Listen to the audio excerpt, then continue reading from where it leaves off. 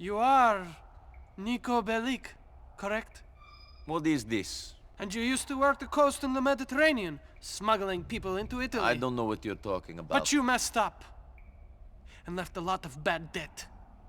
You left a good friend of mine out of pocket. Big time. Hello, Niko. Hello, Mr. Bulgarin.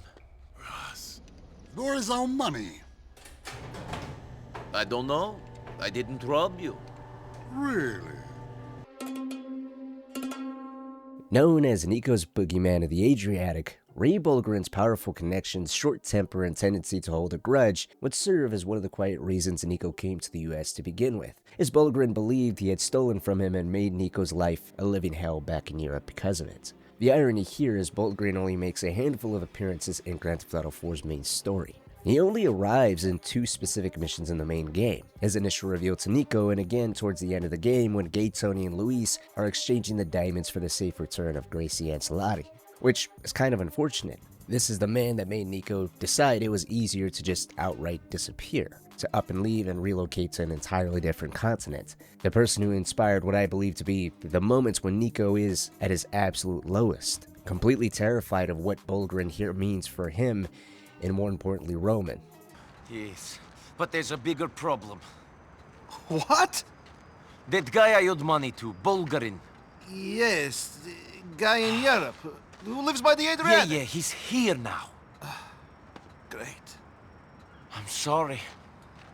I've ruined your life. It's unfortunate that this is never really elaborated on again. But to be fair, Grand Theft Auto 4 already does have a wide range of characters, alternating problems, and as we've seen in the Ballad of Gay Tony DLC, Bulgarin's interests go on to align elsewhere. He finds what he claims is potential in Luis and hires him because of the connections he has and the use that he can be to Bulgarin, hoping to eventually open up the line of potentially buying into Luis and Tony's nightclubs. The thing is, the Ballad of Gay Tony DLC does make Bulgarin appear to be a bit of a joke, actually feeling a little similar to Trevor. He's sadistic, powerful, and enjoys putting people in terrifying and compromising positions. He is a genuine threat, as we see in damn near every interaction with him, but it's his lighthearted nature appearing to take things less seriously that makes him feel like a caricature. I mean, this scene of him jamming out to a guitar and asking Luis if he can dance, I think, is enough to prove my point.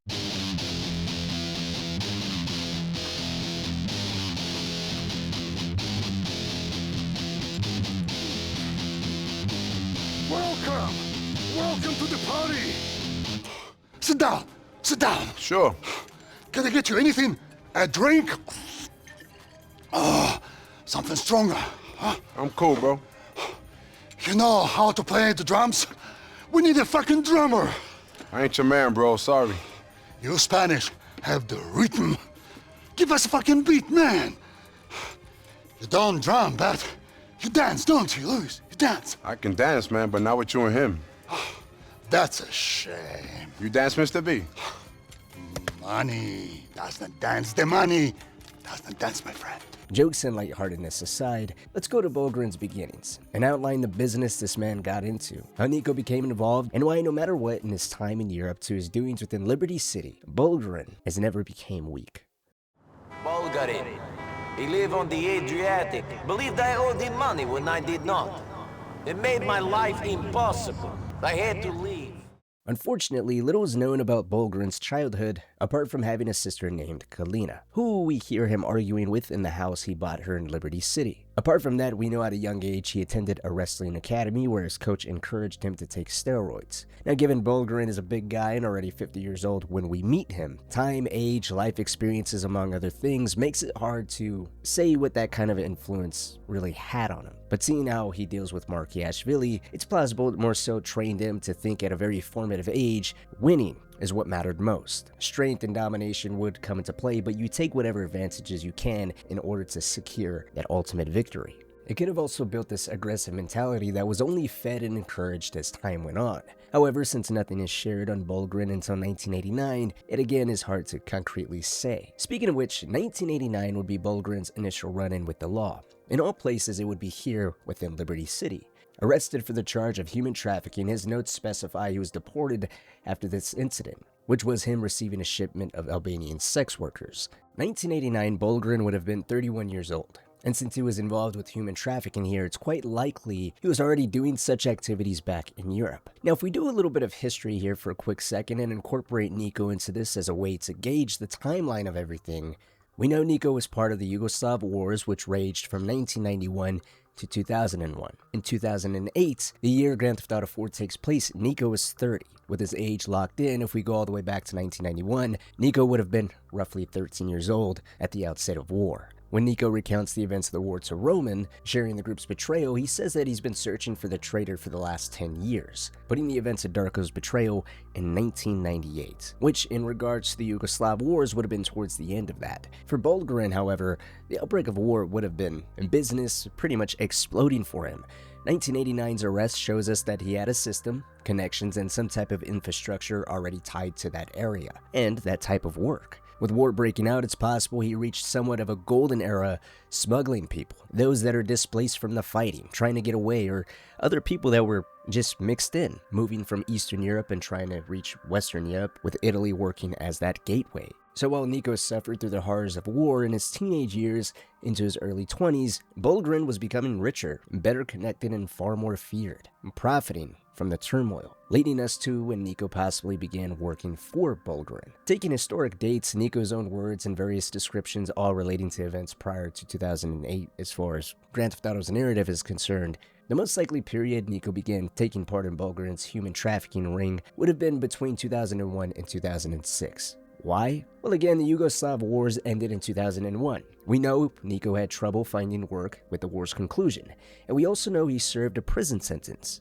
We don't exactly know for how long Niko was in prison or under what charges, but considering the way he talks of Bulgarin, it's very likely, or at least I would hedge my bets on him serving his prison sentence prior to getting involved with Bulgarin, as he sounds like whenever the falling out between these two occurred, it was the best move to just get the hell out of Dodge ASAP. This all comes to form a bit of a stronger understanding of where Bulgarin was in terms of money, power, connections, and work he was getting involved in. But it also leaves a question hanging in the air. When and why would he and Dimitri come to be, as Dimitri puts it, old friends? It really could have been anywhere between the 90s to 2000s where these two crossed paths. Dimitri, Mikhail Faustin, and Bulgarin were all from Russia. As Bulgarin was getting deported in 1989, Faustin and Dimitri were either out of prison or reaching the end of their prison sentence, with the pair later exploiting a loophole in the immigration treaty between the US and Russia after the collapse of the Soviet Union, through which these two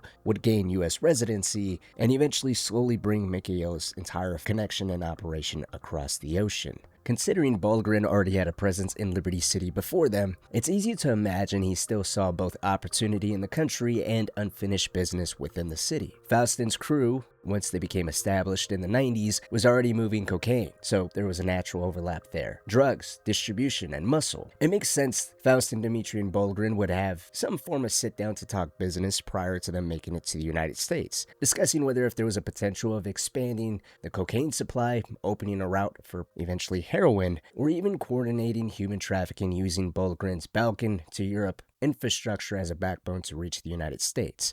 Once that pipeline is in place, Faustin and maybe even later Kenny Petrovic could have functioned as Bulgarin's major partners on the American side, providing territory protection and local connections. Bulgarin in turn stays in the role of supplier and international fixer, sourcing product from Europe and the former Soviet sphere, arranging transport and false documents, and using his wider syndicate to keep money, cargo, and people flowing into Liberty City, while the local Russians handled street-level distribution and enforcement. That could theoretically be how that all ends up panning out in the backbone. Because again, we don't exactly know the depth of Dimitri and Bulgarin's relationship apart from Dimitri saying they were old friends and handing him over to Bulgarin. Whatever the case was, despite his criminal record in Liberty City dating as far back as 1989, it's been ongoing much longer than that. And when Niko began smuggling people across the Adriatic into Italy, the shipment he would ultimately lose resulted in, as Dimitri says, bad debt, and Niko having no other choice but to join the merchant navy and flee to the US, bringing us to the events of Grand Theft Auto 4. Not yet. But then there's always a price in the city. If the money tells you to cut your fucking legs off, you'll do it. Because the money is better than a fucking leg. The money is making the plans. That's the American way.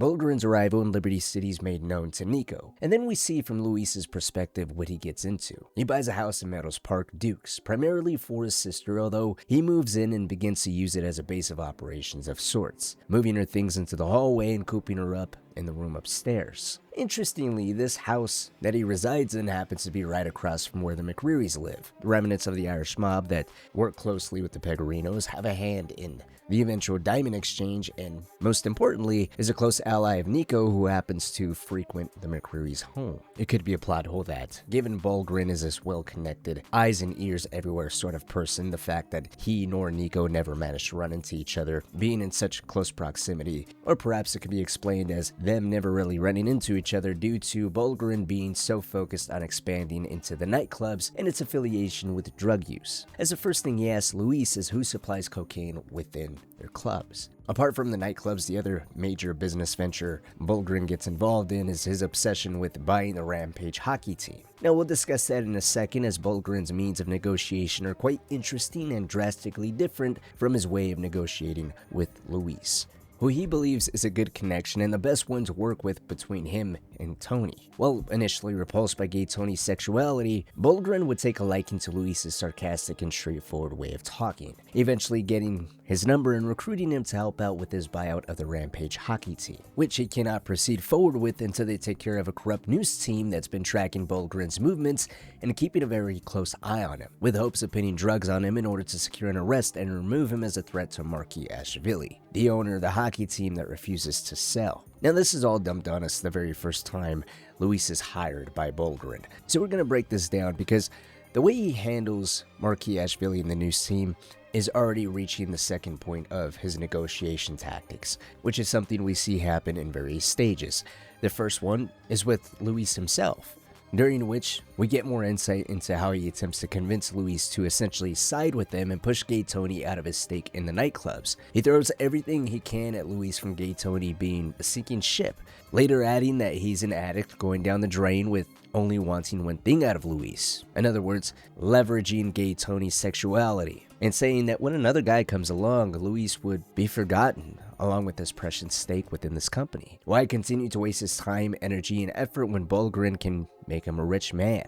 Money talks, and if Luis has any fear of any other investors, which he did, as Gay Tony's debts was only getting worse with the Ancelottis, Bulgarin confidently shared with him not to worry. All other investors will back off once he gets involved. It's difficult to say if that's entirely true. However, that statement is made after Bulgarin, his personal bodyguard Timur, and Luis were able to completely wipe out the aforementioned entire corrupt branch of news with firepower much more powerful than anything else we see in Grand Theft Auto 4. So he does make a good argument of other business investors completely forgetting about their stake in Gay Tony's nightclubs. But that's stage one, using some kind of rationale and offering piles of cash. Why continue to waste your time? Continue to waste all your potential. You have connections, you have a footing here, and I would love to be a part of what you have built here. The second part, or I guess the next stage, if the person is reluctant, is at the very least heard by Timur during Luis's initial interaction with Bulgarin. We hear Bulgarin discussing having a painting, doubling the initial offer to 20 million, and then seeing if this painting he wants is for sale or not. He comments if the painting isn't on his wall, then the guy's head he's talking to will be.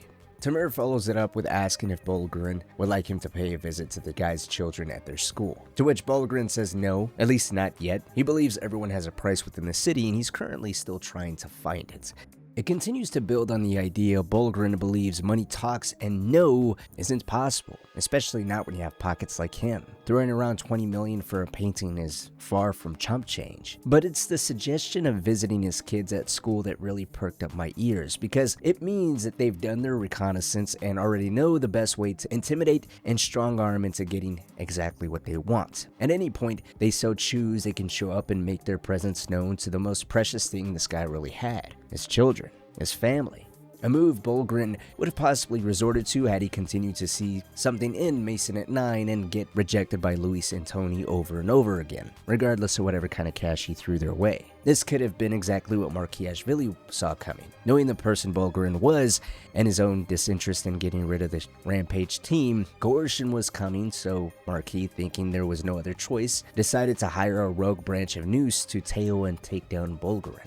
A protection plan that seemed smart but failed spectacularly. As a side note, I love this aspect of Grand Theft Auto's telling within Liberty City. Anything involving good, discreet corruption without it being placed so boldly in your face, and just knowing there's these discreet, quiet dealings between, in this case, a rich owner of a hockey team and a news branch willing to take some bribes to deal with a problem, does well to make it all feel like power dynamics are constantly at play here. A prime example I always reference in these videos is the IAA's connection to John Gravelli. No one is so clean or so dedicated to their craft that they aren't willing to accept the enemy of my enemy or cross lines for the perception of greater good. In regards to Bulgarin, it's interesting he has the money and the manpower to deal with the news team with more than sufficient force without personally getting involved or having to send such a small team. Doing so again works as one of those elements that undermines his greater potential and reach that's felt when playing these missions as Luis, as it makes him feel as he's just another small-time criminal. The house he's cramped into, Timur, and only Timur being present at his home as security,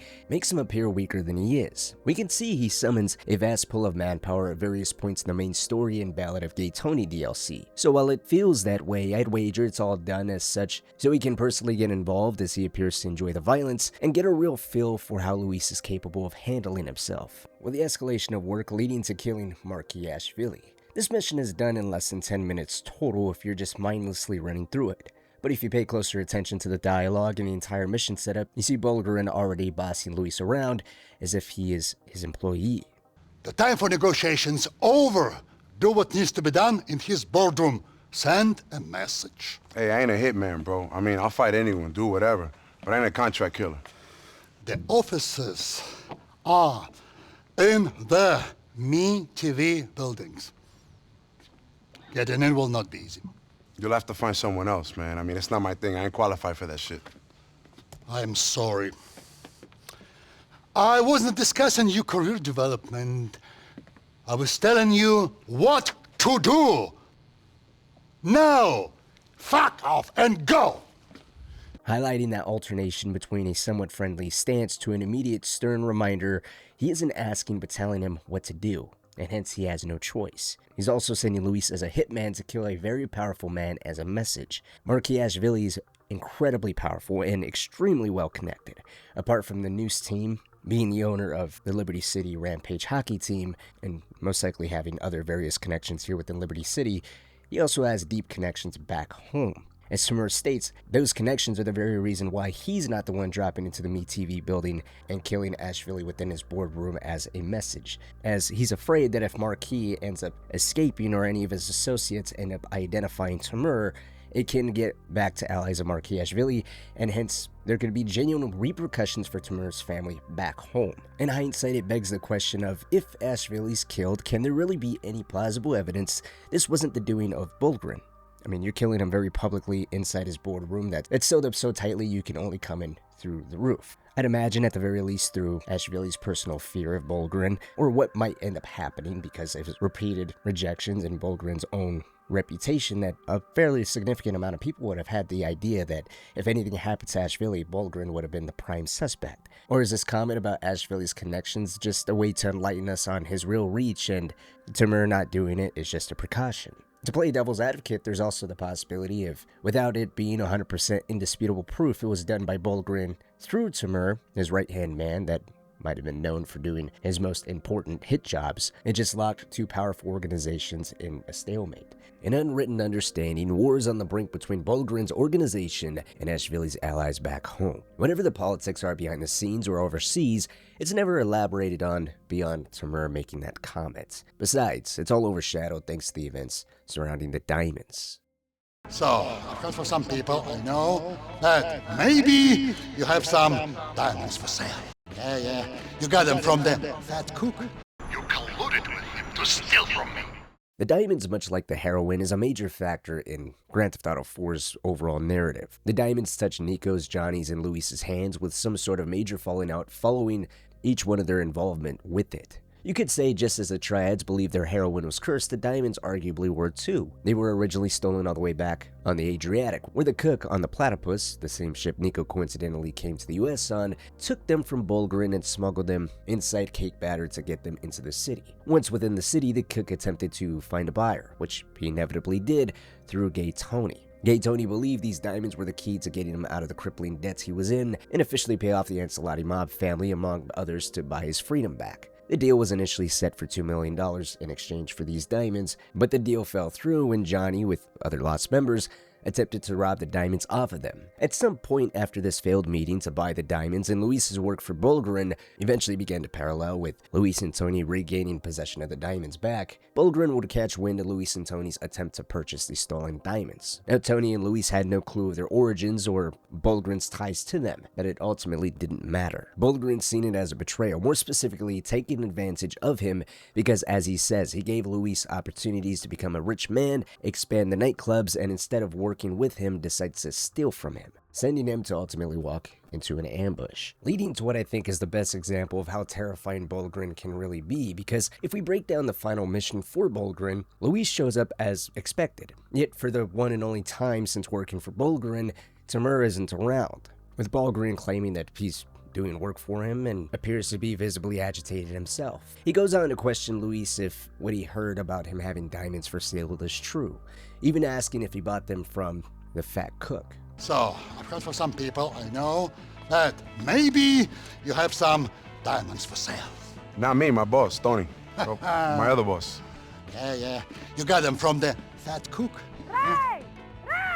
Ray's sister from here begins to yell at him, breaking attention, and throws a little bit of a curveball just how much information Ray really had on the diamonds, who was involved, and who had ties to the cook. But when they return to the topic, Luis rejects discussing the diamonds because, as he says, it's not for him to sell, it's Tony's diamonds, so he needs to check in with them first. Which returns to the original view of Bulgarin claiming he has to check in with his daddy. Here he was, again thinking he was turning Luis to a real man, and yet he disappoints having to check in with someone Bulgarin clearly never liked. It's hard to not wonder if this was Bulgarin's olive branch of sorts, a test to see if he could come clean and share anything on the transaction, ownership, or initial theft of the diamonds. But since Luis had no knowledge of the origins of the diamonds, it all comes off as just an innocuous inquiry about maybe buying diamonds from Tony. Having no confirmation of any attempt by Luis to somewhat come clean, he then proceeds with the plan he had in mind, sending Luis out to help Timur on talking to some people, a front to send him to a predetermined location where he's meant to find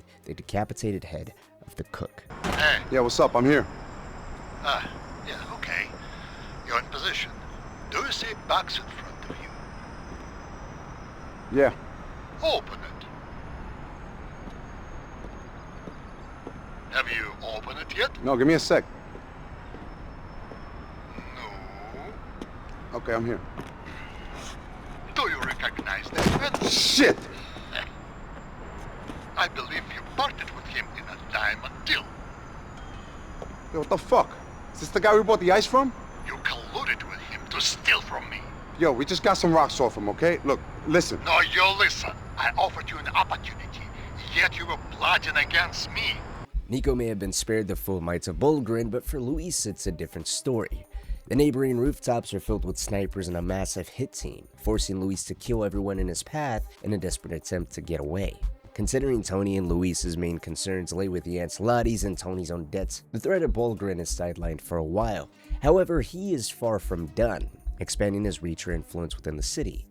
He ends up making a personal appearance during Tony and Luis's exchange for the diamonds in return for the safe return of Gracie, linking, as he says, stolen items to Niko, as that appears to be the second time Niko is involved with lost or stolen cargo, and then going on to make a full circle of sorts by working with Dimitri in the final heroin deal at the end of the game. For those that either don't remember or aren't aware of what that heroin deal was, essentially the Pellegrino syndicate family got Niko to steal a truckload of heroin off the triads. After the entire organization fell apart due to a mixture of law enforcement crackdowns, moles, and Jimmy's own poor decision making, Jimmy ends up organizing a deal with Dimitri. He would give all of this heroin to Dimitri, who in turn would sell it all to Bulgarin. Regardless of what the player's choice is to take the deal and work with Dimitri or not, doesn't really matter here, because in the end, both Pellegrino and Dimitri are killed by Niko, leaving Bulgarin as a sole owner and less remaining loose end within the city. It's another pretty clever way to wrap up everything between all three protagonists' plotline, by again highlighting that distribution network and well-established infrastructure that he was pretty much known for. But where it shines, it also falters, as Luis is single-handedly capable of wiping out all the vans loaded with the heroin, killing Timur, and then speeding to the airport to take Bulgarin's personal private jet out, completely stopping him from returning to Europe and continuing to make Tony's, Niko's, and his life a living hell. Or perhaps it was just meant to work as an adrenaline-fueled ending to the last and, depending on your taste, best DLC Grand Theft Auto 4 ever gotten. In the end, Bulgarin was internationally connected, had seemingly infinite cash, and a vast pool of manpower to call upon whenever he apparently wanted to. And I'm hoping with Grand Theft Auto 6's expansion on the Grand Theft Auto universe, we see more powerful figures similar to him that maybe get a little bit more on-screen time and more opportunities to be better fleshed out, not having to fight for so many other competing antagonists, and consequently cutting their potential short, as I feel Bulgarin could have been expanded upon so much more than he ultimately was.